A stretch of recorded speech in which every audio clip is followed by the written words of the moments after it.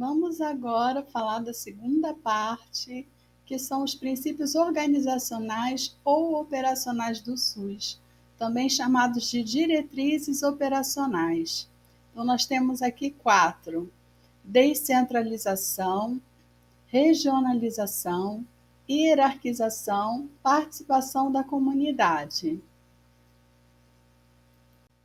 Vamos começar pela descentralização? Então, vocês estão vendo aqui nesse desenho uma pessoa no centro e várias setinhas caminhando para as outras pessoas que estão ao redor. Esse é o movimento de descentralização do SUS. Por quê? Antes do SUS, tudo era centralizado no governo federal. Todas as ações, serviços de saúde, as campanhas sanitárias, de vacinação, enfim, tudo que era relacionado à saúde provinha do governo federal. Com o SUS, com o avanço do SUS, caminhamos para a descentralização. Imagina que cada pessoa daquela ali é um município. E ali no meio nós temos o Ministério da Saúde. Então, o que é a descentralização? É a União, o governo federal, delegando as capacidades, os serviços, as ações de saúde para os municípios. Com isso, os municípios se habilitam para serem plenos na gestão. Mas não esquecendo do que nós falamos na semana passada, que os municípios se responsabilizam pela atenção básica. Cada município tem que se responsabilizar 100% pela atenção básica. Você não pode referenciar um município para o outro quando se trata de atenção básica, atenção primária, saúde, que faz a promoção e a proteção da saúde. E quais seriam as vantagens da descentralização? Primeiro, redistribuição das responsabilidades, as ações e serviços de saúde entre os vários níveis de governo. Vamos começar a nos acostumar com esses níveis de governo: federal, estadual e municipal. Quanto mais perto do fato, a decisão a ser tomada, mais chance haverá de acerto. Então, imagina quando tudo dependia do governo federal, até chegar lá e até voltar com uma solução. Olha que trabalheira, muitas vezes não resolvia o problema do local. Então, isso é muito importante. E a municipalização é o reforço do poder municipal para atenuar problemas locais, responsabilidade na implementação de ações. Esmiuçando um pouco melhor como que a descentralização leva à municipalização, o processo de municipalização conta com o quê? Conselhos municipais de saúde, que são instâncias colegiadas, onde os representantes da sociedade civil, os usuários, os gestores e os profissionais de saúde se reúnem para deliberar. Então, ali é feita a deliberação, ou seja, qualquer política, qualquer programa, orçamento, precisa passar pelo Conselho de Saúde. Ele é formado 50% por usuários e os outros 50% por prestadores de serviço, que é o serviço complementar ao SUS, e por gestores das unidades básicas de saúde e representantes dos governos, no caso aí da Secretaria Municipal de Saúde. E o Fundo Municipal de Saúde é o quê? É como se fosse uma conta num banco, né, num banco governamental, para que a União e os estados repassem diretamente os fundos para essa conta, para não haver desvios de verbas, repasse para várias continhas, repasse de dinheiro na mão de pessoas. Então, criou-se o Fundo Municipal de Saúde, nós temos também o Fundo Estadual e o Fundo Federal de Saúde. Plano Municipal de Saúde é o que é feito pelas comissões intergestores, no caso aí a bipartite, que conta com todos os municípios daquele determinado estado e a Secretaria de Estado de Saúde ali daquele grupo. Então, esse plano de saúde ele é elaborado com as ações e serviços de saúde que vão ser prestados no próximo ano, bem dizer, né? E o orçamento previsto. E tudo isso vai passar por onde? Pelo Conselho de Saúde. Por último, o que os municípios fazem nesse processo de descentralização? Eles fazem consórcios intermunicipais administrativos. Eu vou mostrar já já no próximo slide para vocês como isso funciona na prática.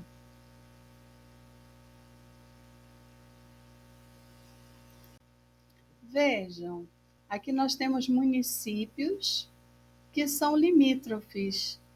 Então, entre os municípios limítrofes, vamos pensar aqui nesse aqui de baixo, bem grande, verde, o outro roxinho, o outro rosa e um verde clarinho. Então, eles são municípios que têm contato entre si, ou quando não tem diretamente, tem através de pontes, ferrovias.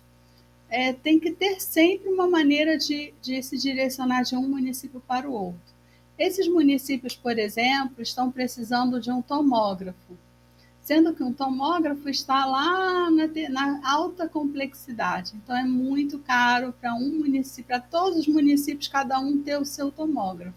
Então, o que eles fazem? O município adquire esse tomógrafo com os recursos dos 4 municípios e eles referenciam entre si os usuários de saúde para que possam fazer a tomografia naquele município que não é o próprio. Deu para entender? Vamos a uma questão de concurso?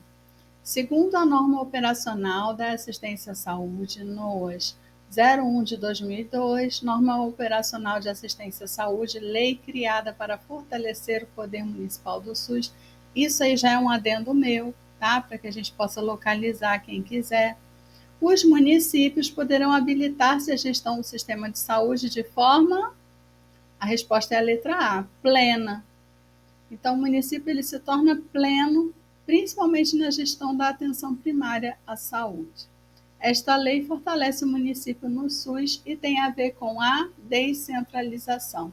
No próximo slide, eu vou mostrar as outras opções para vocês verem que tem uma pegadinha nessa questão. Semiplena? Não. O município é pleno na gestão, senão não há descentralização. Continuando com as opções da questão anterior. A gestão, no caso do município, ela é o quê? Plena, né? Agora, olha essas opções aqui que deixam a gente um pouco confuso. Plena somente em relação à atenção básica ampliada. Não existe isso, né, gente? É pleno porque é pleno e acabou. Semiplena somente em relação à atenção básica ampliada. Somente. Essa palavra sempre é usada numa pegadinha. Na maioria das vezes, eu falei sempre, mas não é sempre. Mas na maioria das vezes, sim. Assim como embaixo também, semiplena somente em relação à atenção terciária. Pegaram essa dica? Cuidado com essa palavra somente, apenas, não, nunca, jamais. Faltou eu falar na questão anterior que não existe essa denominação semiplena. O que existe é a gestão plena do município em relação à saúde na atenção primária.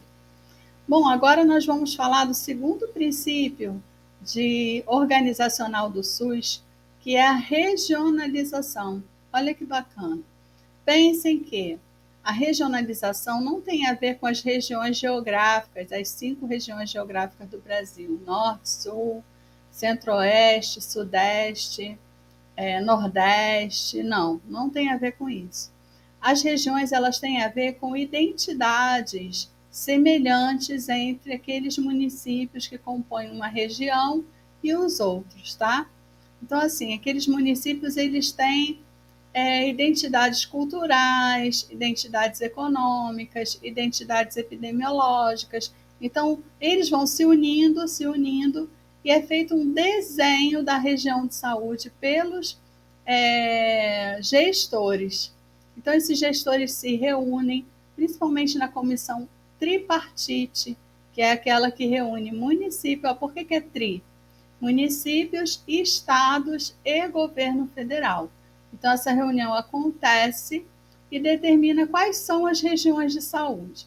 Elas ficam assim por um bom tempo, mas se houver mudança no perfil de determinado município, ele pode migrar para uma outra região de saúde. Então, aqui nós temos os exemplos das regiões. Quais as características e vantagens desse processo de formar regiões de saúde pelo Brasil? Primeiro, essa divisão por regiões tem a finalidade de facilitar a gestão do sistema. Ou seja, a gestão, além de ser plena no nível municipal, ela também cresce na região de saúde. Aqueles municípios que estão reunidos nessa região fazem consórcios intermunicipais, compartilham a média complexidade, compartilham parte da alta complexidade e por aí vai, favorecendo ações mais localizadas para minimizar os problemas da comunidade. Por que mais localizadas? Porque reúne aquelas identidades que eu falei. Então, muitas vezes são regiões de saúde que têm características muito parecidas. Então, quando se faz um plano, uma ação de saúde, se torna mais resolutivo, mais eficaz para aquele local do que para outro. A regionalização ela está diretamente relacionada com o princípio doutrinário de, se você disse com o princípio da equidade, você acertou. Fiz um suspensezinho ali para poder fazer vocês pensarem e não dormirem assistindo essa aula. Bom, agora mais uma questãozinha de concurso. A Lei 8.080 de 1990 define os princípios e diretrizes do SUS. A respeito, é incorreto afirmar que. Então, olha, muito cuidado com a incorreto, exceto, não enunciado, tá bom? Porque aí é o contrário, você não vai marcar a resposta certa, você vai marcar a resposta errada. Então, vamos lá. Devem se organizar os serviços públicos de modo a evitar duplicidade de meios para fins idênticos. Vou explicar o que é isso, tá bom? Então, por exemplo, você está indo para a faculdade, você tem seu carro, uma colega sua que mora perto de você também tem carro, a outra também tem carro, e as três vão de carro sozinhas, cada uma no seu carro, para a faculdade. Podendo haver, né, um rodízio de carona para evitar a duplicidade de meios para o mesmo fim. É o exemplo que eu dei do tomógrafo para 3 municípios, 4. Imagina que cada município comprasse um tomógrafo. O tomógrafo é de alta complexidade, deve resolver 5% das demandas de saúde da população. Ia ser um desperdício e uma duplicidade de fins, uma duplicidade de meios para os mesmos fins, que é a realização do exame de tomografia. Vamos ver a letra B. Deve-se dar ênfase na descentralização dos serviços para os municípios. Ok. Vamos ver a continuidade para tentar descobrir qual é a incorreta. Continuando, lembrando que nós estamos buscando a incorreta.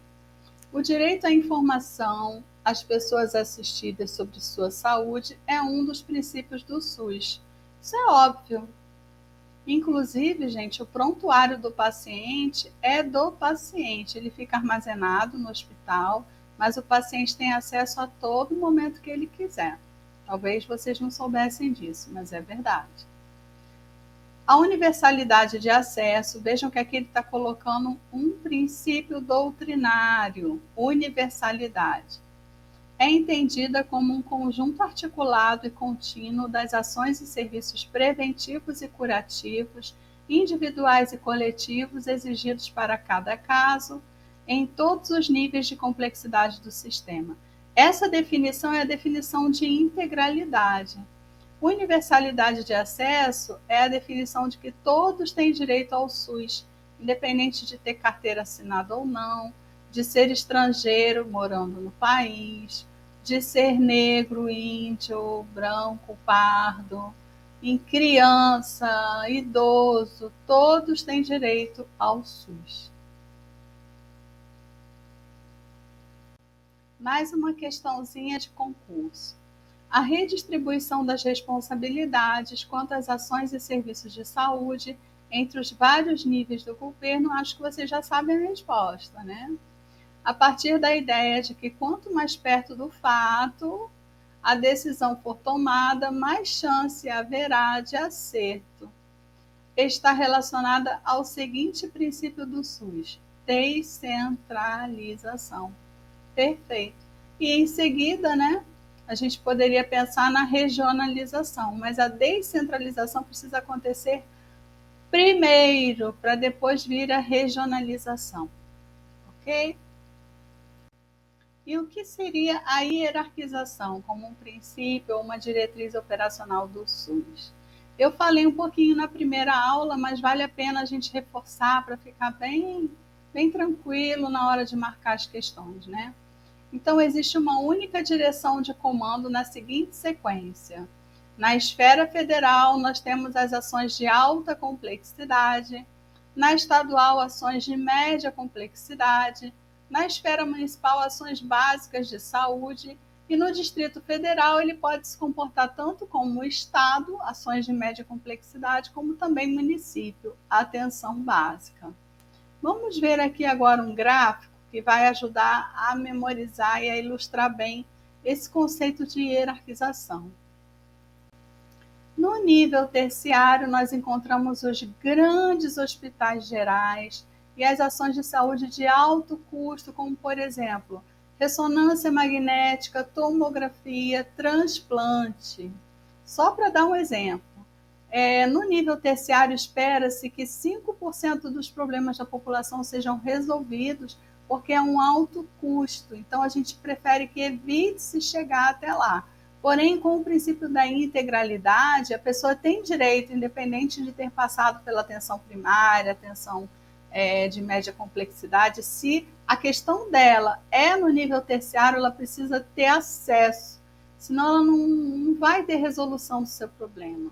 Por exemplo, uma pessoa que descobre que tem um câncer, ela já pula tudo, ela já vai direto para o nível terciário, apesar de não ter passado talvez pela atenção básica, mas ela já tem um diagnóstico de câncer que já chegou assim ao seu limite, já está avançado, então ela não tem como percorrer todas as portas de entrada do SUS.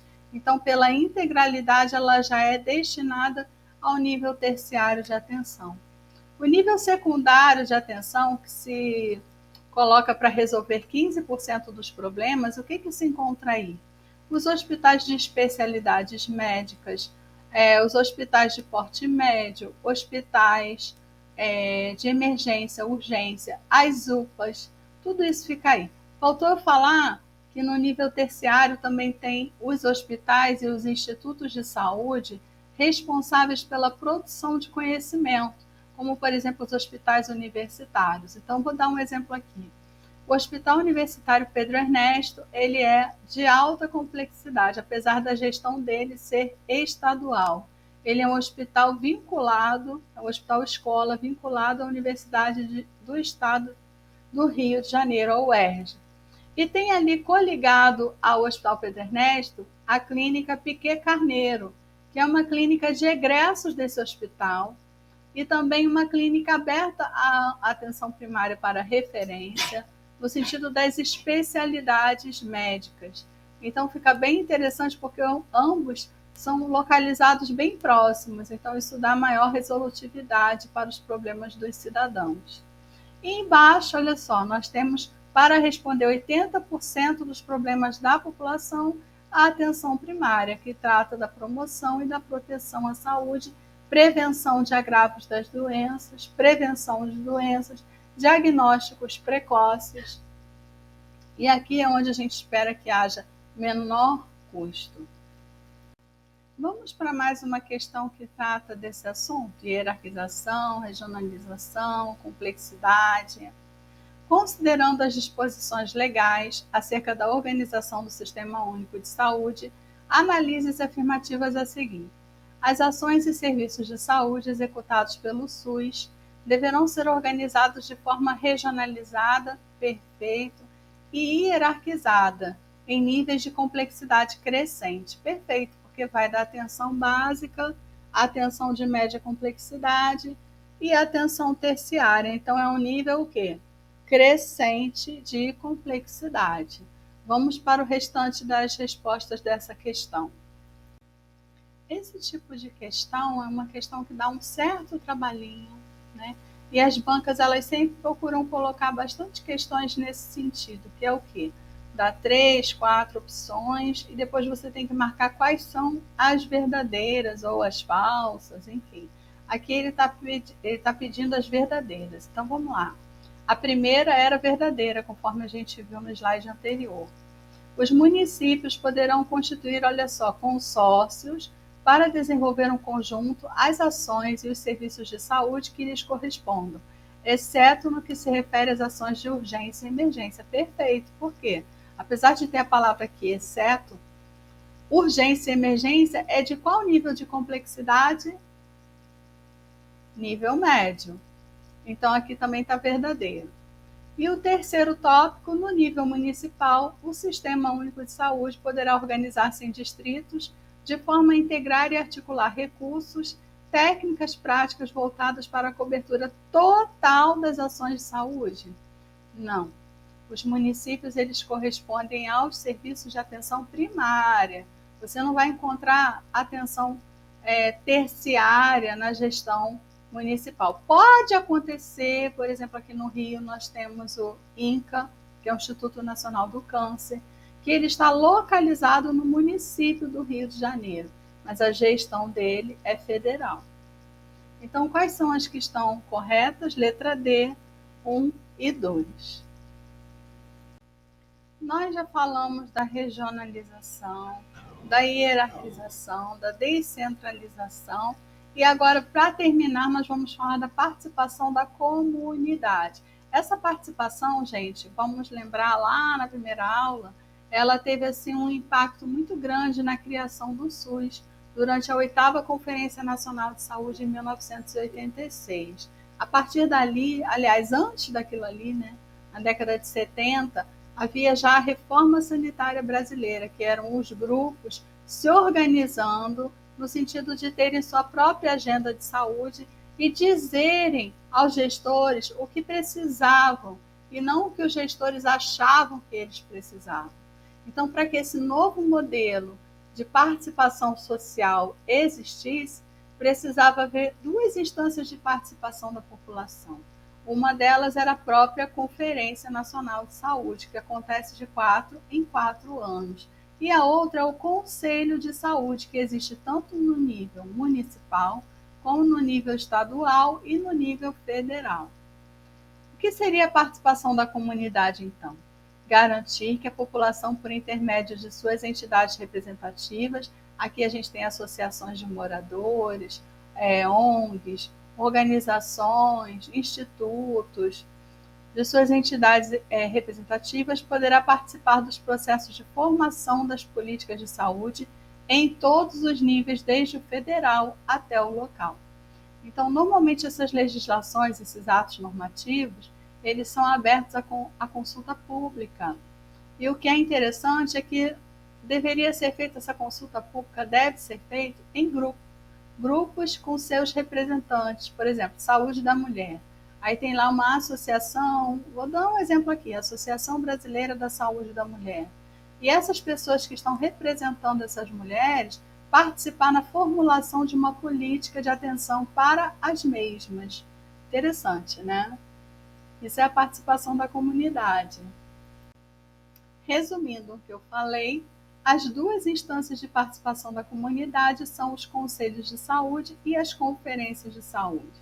Então, gente, vamos entender um pouquinho os conselhos de saúde. Eles têm função deliberativa, ou seja, eles aprovam leis, eles reprovam orçamentos, enfim, tem uma votação expressiva e faz a gestão do SUS de forma muito bacana, paritária, onde você vê aqui que tem os usuários 50%, os outros 50% você tem gestores, prestadores de serviço, representantes do governo, enfim, ele é bem ativo, bem eficaz. Quanto mais as pessoas participarem, melhor.